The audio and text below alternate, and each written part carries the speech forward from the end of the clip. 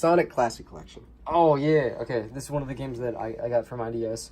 I got in, like, the second or third or fourth batch of games that I bought. We kind of bought them in batches when we had the money and the time to go out and look. And birthdays and stuff. Yeah. I think this is my favorite one Sonic game that I've purchased. I've only purchased, I think, 2 or 3 on a whim, and it's definitely the most fun.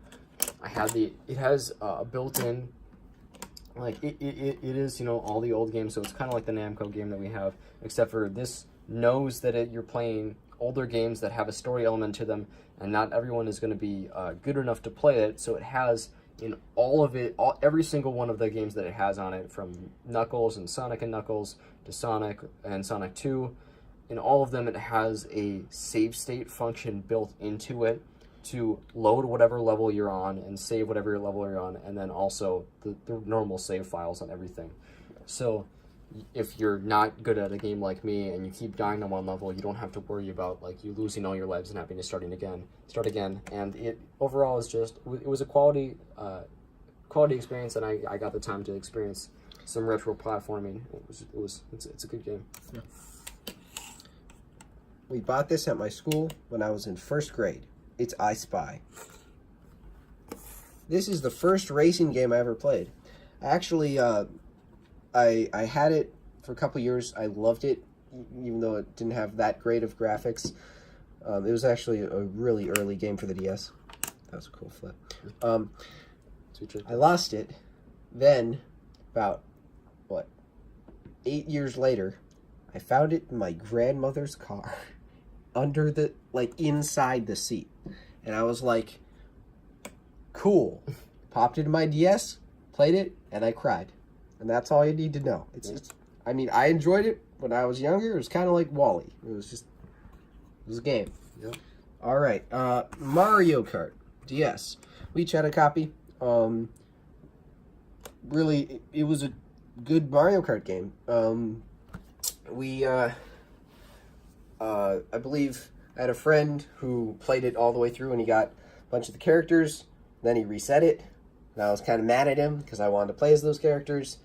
And then, I think you also had a cartridge, and you used Action Replay and got all the characters and carts and stuff. Yeah, it's a quality Mario game. Going back and replaying it, you kind of notice how bad the graphics were. Yeah. But, it's DS, so you like, when we were definitely used to seeing that, and we didn't really care. We kind of just imagined the rest. We kind of inferred it, because we also, had it on the Wii, so we kind of inferred the good graphics, and they kind of transferred over. Yeah. Also, DS Download Play, you could have it with a lot of different friends, I think almost up to 8. Yeah, it was really good for its time, and lots of enjoyable experience to be had for that. Now we're getting into some really good games. I'm going to start with this one, actually. All right, okay. Spider-Man Shattered Dimensions. Yeah. It is very smooth. I believe it's like, the name isn't on here, but it's like Graphenite Studios. I'm not exactly sure, but they did the game design, and it's so smooth. It's like all the controls are just really easy to use. You feel like you're actually Spider-Man. Yeah, it is so. It is, I think, like, it has the best, like, I don't know, game flow. Like, it is so inspiring to, like, actually move as the character, and there's not a single moment where you feel like something's lagging or Spider-Man isn't doing what you want him to do. There's so many fun abilities, because it is 3 of the different versions of Spider-Man. They all have different abilities, and the story kind of goes between all 3 of them. It is, I think, definitely my favorite Spider-Man game. One of the favorite games that we ever played on the DS, I think, for both of us. And it might be one of the best Spider-Man games, although I don't know if people are saying that, but it is, I think, probably second only to the new PlayStation game. We haven't played that though, so we don't. I can't make that comparison though, but it is fantastic. I remember there was only one point where I think you had an issue getting through, and I was just like playing around with the controls and accidentally got to the right area, and so then Which isn't to say that it doesn't have difficulty. It has. It has difficulty. It has difficulty. But that's what makes it fun. Yeah. Let's do. Do you want to do Lego Rock Band? Oh, sure. Yeah. Oh.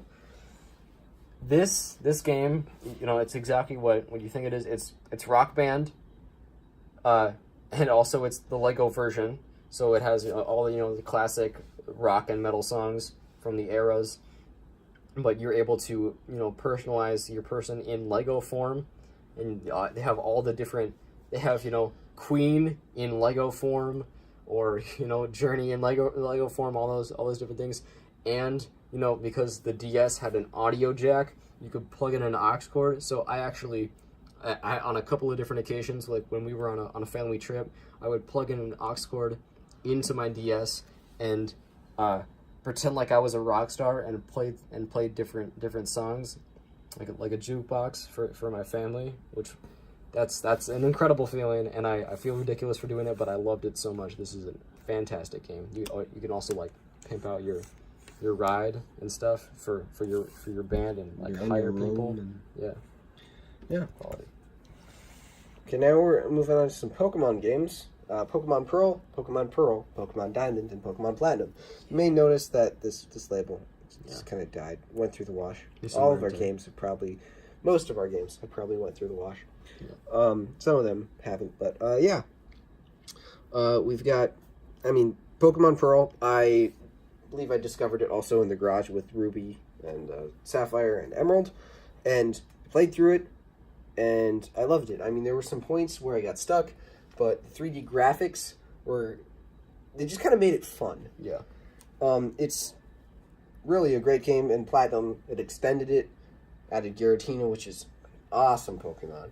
Yeah. I don't know if these games were some of the first games that we got, some of the first Pokemon games that we actually bought for ourselves that we didn't get secondhand, and the first ones that we actually started playing through all the way. So it was our first kind of experience with Pokemon. I think it was also in Diamond that I had my Infernape that I trained up to level 70 or something. I hadn't even finished the gym leaders yet. I just kept grinding it. And we were on a walk, and I had my DS with me, and this random guy was like, "Hey, you wanna battle? Yeah, I see you have Pearl, I have Diamond, or I have Pearl," and I was like, "Oh my gosh, you can do that?" Because I had battled with my brother on a couple of occasions, but I didn't know that people talk to each other about that. And then he totally wiped the floor with me, but I was in awe of the capability of doing that, and being able to do that with someone else and share our the same love for the same game that we had, and then made me more determined to get better at it. And then he gave me training advice about how to make a better team, and that's the best feeling about Pokemon is the community that I love so much. Yeah. Quality games. Moving on, we kind of already mentioned this is Black 2. Yep. Yeah. It is even better story than Black and White. Even more extra content on it. It's a fantastic game. If you liked Black or White 2, it's even better graphics, better everything. It's the same game, but even better in its own game. I don't even know if it should count as a sequel. Movies are great. It has movies. You can be a movie star. It's great. I love that mechanic so much. Yeah. Sorry. On to Soul Silver and Heart Gold. Oh, yeah. Oh my gosh. Do you want to talk first? Okay, yeah. So we got these at around the same time as we got Diamond and Pearl, but these were the first games that we actually fully, really finished, or we thought we finished. We thought we finished. We when we first beat all the gym leaders and the Elite Four, and we thought that we had finished at that point. And oh my god, there's so much here. This was when I think I definitely first fell in love with Pokemon as a series, and not the first time that I played it, but the first time that I fully fell in love with everything that I had to offer, with the partner Pokemon and all the different extra things, and getting my first legendary. That was just fantastic. It is such a good game. Such a good game. For me, it was really the first DS game that I was I truly loved. I loved it so much. I think it was, we didn't know about events, unfortunately. so we weren't able to like do the Arceus event that came out with it and stuff like that. But we truly just like, I remember I spent like 120 hours on my first copy. Oh yeah. I encountered a shiny Onyx in the Safari Zone, and I was like, wow, it's the Crystal Onyx. But I didn't realize it until I ran away. And... yeah, that's... But it was just... I mean, first, like I said, it was the first Pokemon game I encountered a shiny. Mm-hmm. It had so many good features to it. The music, the compositions were just... they're just beautiful. Mm-hmm. And even like the remastered of the originals. Yeah, It's just we both will still look up YouTube variations of the soundtrack and the score for this, because it's so good and it brings up so many good memories. It's so fantastic.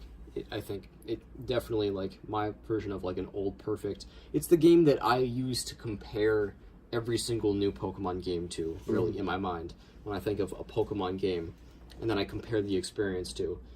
Because it impacted me so much when I played it. Yeah, we've maybe had like 4 copies. Yeah. 5 copies maybe, I don't know. We've had a lot. Oh, yo, boy. You know what it is. Yeah. Alright, so this game is... I went into it with no expectations whatsoever. I think the one complaint that you can make about it for someone is, like, it's definitely boy-centric. So you can only play as a male character. And there are during the story, there's 2 female characters that kind of fawn over you.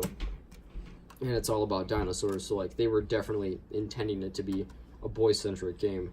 But, the fighting dynamic, the story, all of it is really cool and interesting and unique. I haven't played anything like it, and it's a quality game with a lot of laughs.